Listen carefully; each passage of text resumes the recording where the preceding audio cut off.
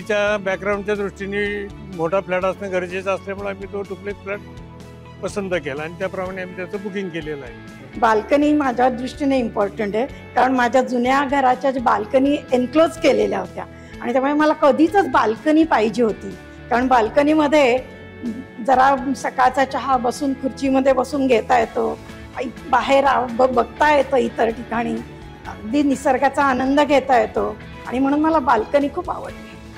इथला जो कार्पेट आहे तो आम्हाला खूप जास्त म्हणजे आवडला. मोठा आहे, जेवढा आम्हाला पाहिजे होता आमच्या एक्सपेक्टेशननुसार. प्लस इथलं किचन जे आहे ते ओपन किचन कन्सेप्ट आहे आणि बाल्कनीमधनं जो येणारा लाईट आहे तो डायरेक्ट तिथे येतो आणि प्लस बाल्कनी जे आम्हाला स्पेस पाहिजे होतं तशीच आहे. सोबत इथले जे रूम्सचे विंडोज आहेत ते पूर्ण ग्लासचे आहेत आणि त्याच्यामुळे लाईट्सचा तर इथे म्हणजे जो आम्हाला कन्सर्न होता तो इथे पूर्ण आमचा फुलफिल होतो आहे.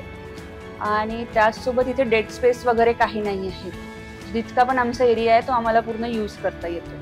So this project is vastu compliant and the 3 BHK especially we are taking is as per vastu which we were looking for.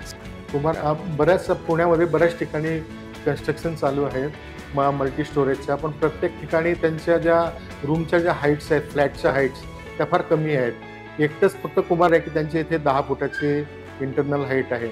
त्यामुळे आम्हाला इथे घ्यावंसं वाटतं.